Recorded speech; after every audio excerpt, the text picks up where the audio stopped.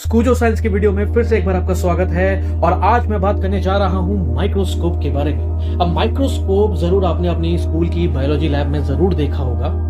तो आज मैं इस वीडियो में बताऊंगा कि माइक्रोस्कोप, ये जो माइक्रोस्कोप की जो हम पूरी सीरीज बना रहे हैं ना, तो इसकी फर्स्ट वीडियो में मैं आपको बताऊंगा कि माइक्रोस्कोप का जो हर एक पार्ट होता है उसका नाम क्या है, ताकि कई बार आपने देखा है, कई बार आपको स्कूल में माइक्रोस्कोप का डायग्राम बनाने को कहा जाता है, तो आप अगर इस वीडियो को देख लोगे तो आपको माइक्रोस्कोप के हर कंपोनेंट के बारे में पता चल जाए। तो मैं कोशिश करूंगा कि मैं आपको एक एक करके सारे कंपोनेंट्स को एक्सप्लेन करूंगा, उनकी वर्किंग भी बताऊंगा। तो फर्स्ट वीडियो में तो मैं इतना बताऊंगा, लेकिन आने वाली सीरीज आप जरूर देखना, जहां पे मैं आपको डिटेल बताऊंगा कि आपको स्लाइड्स कैसे प्रिपेयर करनी है, इसके साथ साथ आप सब्जेक्ट को किस तरीके से व्यू कर सकते हैं, एंड इसके अलावा कितने टाइप के और माइक्रोस्कोप है। लाइक आज की वीडियो में जो मेरे पास माइक्रोस्कोप है वो एक तरीके से बाइनोक्यूलर माइक्रोस्कोप है, कंपाउंड माइक्रोस्कोप भी आता है, देन ट्राइनोक्यूलर भी आता है, देन हम इलेक्ट्रॉन माइक्रोस्कोप के बारे में बात करते हैं। इलेक्ट्रॉन माइक्रोस्कोप में भी फील्ड इमिशन आता है, स्कैनिंग इलेक्ट्रॉन आता है। खैर ये डिटेल में हम आने वाली वीडियोस में बात करेंगे, लेकिन आज ये थोड़ी सी वीडियो डिटेल होने वाली है, क्योंकि यहाँ पर मैं माइक्रोस्कोप के हर कंपोनेंट को आपको बताऊंगा कि इसकी वर्किंग क्या है। तो चलिए स्टार्ट करते हैं कंपोनेंट नंबर 1 से। As you can see, microscope को हम स्टार्टिंग ऊपर से स्टार्ट करके मैं आपको एक्सप्लेन करता जाऊंगा ईच एंड एवरी कंपोनेंट। आप ये साइड देख रहे हैं, इसको हम माइक्रोस्कोप का हेड कहते हैं, इसको हम हेड कहते हैं। और ये 45 डिग्री एंगल पे होता है, क्योंकि यहाँ पे हम 45 डिग्री के एंगल पे हम जो भी सब्जेक्ट को प्लेस करते हैं उसको व्यू करने में ज्यादा आसानी रहती है। ठीक है। और ये जो आप देख रहे हैं, ये इस पे अभी मैंने लेंस को फिक्स नहीं कर रखा है, मैं आपको भी लेंस पे दिखाऊंगा। इसको हम ऑक्यूलर लेंस कहते हैं, मतलब ये हमारे जो आई पीसेस होते हैं जहाँ पे हम डिफरेंट लेंसेज को लगा के सब्जेक्ट को व्यू करते हैं। मैं आपको ये खोल के दिखा देता हूँ। इस पे कैप लगी हुई है ताकि इसमें डस्ट ना जाए। तो अभी इस पे लेंस लगानी है। लेंस कुछ इस तरीके से होते हैं, लाइक ऐसे होते हैं लेंस, इस तरीके से लेंस होते हैं। तो मैं आपको खोल के भी दिखाता हूँ।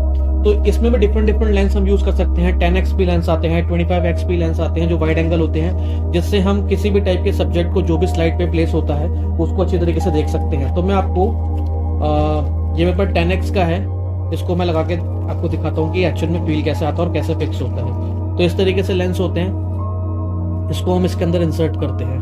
ठीक है। तो सेकंड वाला भी मेरे पास जो लेफ्ट वाला है वो भी 10x का है। ठीक है। तो इसको भी मैं इंसर्ट कर देता हूँ। तो ये कुछ इस तरीके से है और ये इसमें चला जाता है। अब लग रहा होगा कि आपको, हाँ अब ये माइक्रोस्कोप लग रहा है। तो ये मैंने इसमें आई पीसेस लगा दिए हैं लेंसेज के। तो ये वाइड एंगल दिखाते हैं, हर अलग अलग पावर के आते हैं। जैसे अब मेरे पास ये 25x भी है, जो मुझे इस माइक्रोस्कोप के साथ मिला 25x, जिसमें हम और बेटर तरीके से और वाइड एंगल पे जो भी स्लाइड में हमारे सब्जेक्ट है उसको व्यू कर सकते हैं। तो ऐसे हम फिक्स कर सकते हैं। ठीक है। इसके अंदर अब आता है ये डियोप्टर एडजस्टमेंट। डियोप्टर एडजस्टमेंट मान के चलिए कि हम ये फोकस एडजस्टिंग का काम करता है जो भी सब्जेक्ट हम व्यू कर रहे हैं। ठीक है। तो ये मैंने आपको हेड एक्सप्लेन करा, ये मैंने आई कि कैसे आपको ऑक्यूलर लेंस में आईवीएल लगाने हैं। बहुत ईजी है लगाना निकालना। ठीक है। अब हम आगे चलते हैं, थोड़ा सा नीचे चलते हैं। अगर आप इसको देख पा रहे हैं तो ये चीज मूव कर रही है, इसको हम नोज पीस कहते हैं, नोज पीस कहते हैं। और इसके नीचे जो लेंसेज लगे होते हैं, ठीक है, अब मैं थोड़ा सा नीचे लेके चलता हूं आपको, के नीचे जो लेंसेज लगे हुए इनको हम ऑब्जेक्टिव लेंस कहते हैं। ये अलग अलग पावर के आते हैं और इनमें से कई ऐसे लेंस ऐसे होते हैं, एक आता है जिसके लिए हमें इमर्शन ऑयल का इस्तेमाल करना पड़ता है। इमर्शन ऑयल देखिए ये होता है, इमर्शन ऑयल इसे कहते हैं। अब इमर्शन ऑयल का यूज क्या है ये आपको आने वाली वीडियो में पता चलेगा, क्योंकि ये इसमें मैं नहीं बताऊंगा, वरना ये वीडियो बहुत ज़्यादा लंबी हो जाएगी, क्योंकि ऑलरेडी ये बहुत ज़्यादा डिटेल वीडियो है। तो आने वाले टाइम में मैं आपको बताऊंगा कि कैसे हम स्लाइड पे इमर्शन ऑयल को पुट करते हैं और कैसे माइक्रोस्कोप से हम इमर्शन ऑयल की मदद से और क्लैरिटी से अपने सब्जेक्ट को देख पाते हैं स्लाइड पे। बेसिकली इमर्शन ऑयल का ये काम होता है कि ये हमें सब्जेक्ट को और क्लैरिटी से देखने में मदद करता है। ठीक है। वो कैसे करता है ये आने वाली सीरीज में मैं आपको जरूर बताऊंगा।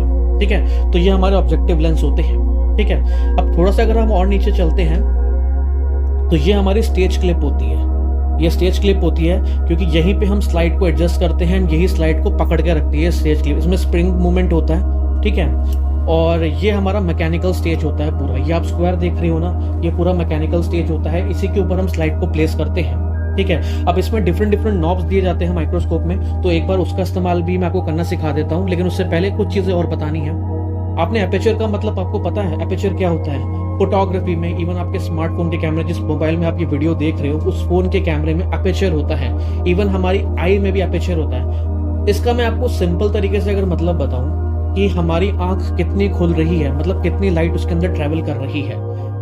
कोई भी दुनिया का कोई भी कैमरा हो या हमारी आंखों वो सेम प्रिंसिपल पे काम करती है। तो माइक्रोस्कोप को भी अब एक तरीके से कह सकते हो, एक तरीके से कैमरा ही है। और यहाँ पे भी अगर हम किसी चीज को देखना चाहते हैं तो उसमें भी एपेचर का यूज होता है। ठीक है, तो एपेचर इसके अंदर नीचे होता है। मैं एक बार आपको नीचे दिखाता हूँ। उसके अंदर देखिए, ये एपेचर होता है। यहाँ पे हम स्लाइड प्लेस करते हैं, ठीक है, और हम उस एपेचर को मतलब यहाँ से एडजस्ट कर सकते हैं। यहाँ पे एक नॉब है कि कितनी लाइट को हम अंदर लाना चाहते हैं, तो इस नॉब से हम एडजस्ट कर सकते हैं लाइट को।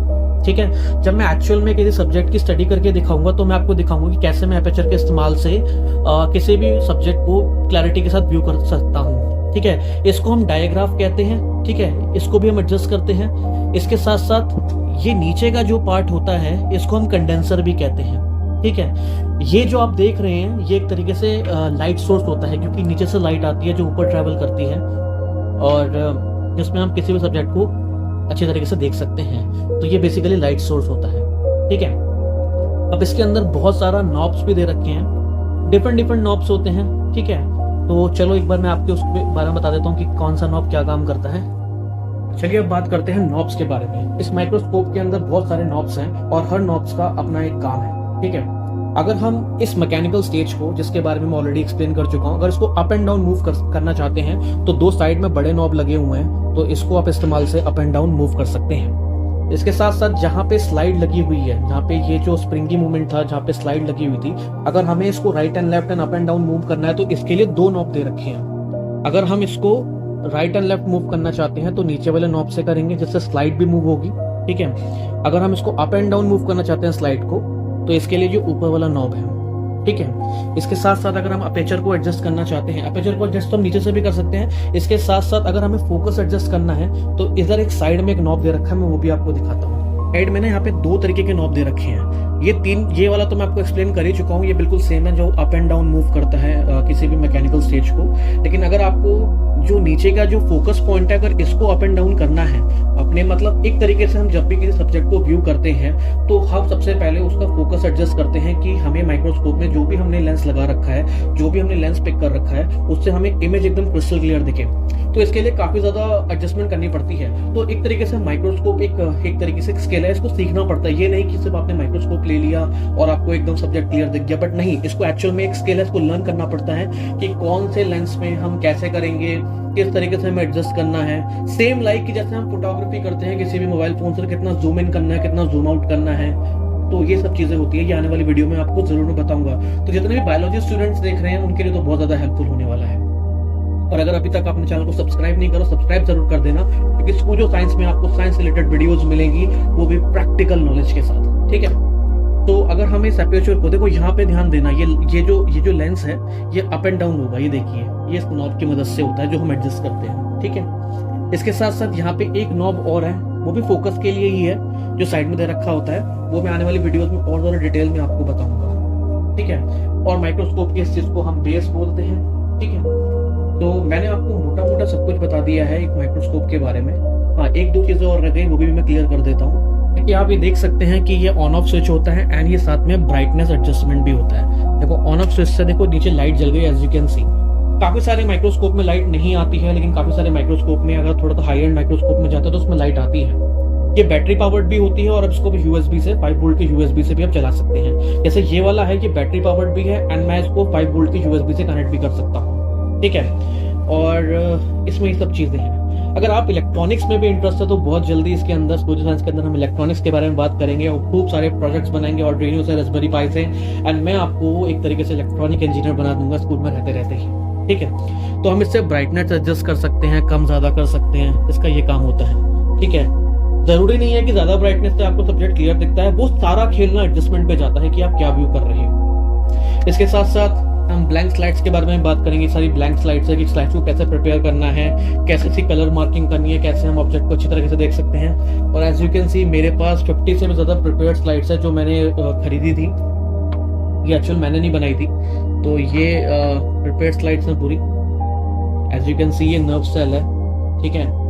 और ये कैसा दिख रहा है कैसा नहीं दिख रहा है, ये आने वाली वीडियोस में मैं आपको पूरी वीडियोस दिखाऊंगा। तो ये सब तो प्रिपेयर्ड स्लाइड्स हैं, तो मैं आपको स्लाइड्स प्रिपेयर करना भी सिखाऊंगा जो आपके बायोलॉजी प्रैक्टिकल्स में बहुत ज़्यादा काम आएगी। आप 9th क्लास में, 10th में, 11th में, 12th में है, तो ये बहुत ज़्यादा इंपॉर्टेंट है, खासकर उन बच्चों के लिए जो 11th एंड 12th में जिनके पास बायोलॉजी है, उनके लिए तो बहुत ज़्यादा इंपॉर्टेंट है। एंड इसके साथ साथ 9th एंड 10th के प्रैक्टिकल में आपको अनियन पील वाला एक्सपेरिमेंट करवाते हैं, जो कि बहुत ही ज़्यादा कॉमन एक्सपेरिमेंट है, हम भी वो करेंगे। एक्चुअली मेरे पास उसकी प्रिपेयर्ड स्लाइड है, तो मुझे करने की ज़रूरत नहीं पड़ेगी, मैं सिर्फ आपको दिखा सकता हूँ कि अनियन सेल्स कैसे दिखते हैं।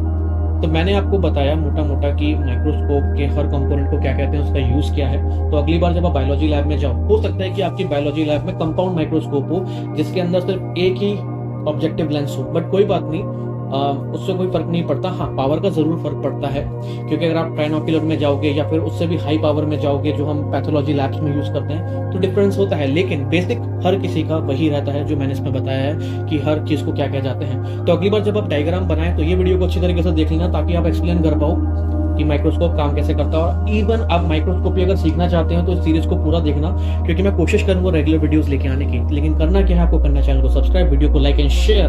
तो अपने सारे दोस्तों से इस चीज को शेयर करो जो साइंस में इंटरेस्टेड है, खासकर बायोलॉजी में। तो अभी तक के लिए इतना ही, जल्द मिलूंगा एक और नई वीडियो के साथ। Bye, take care.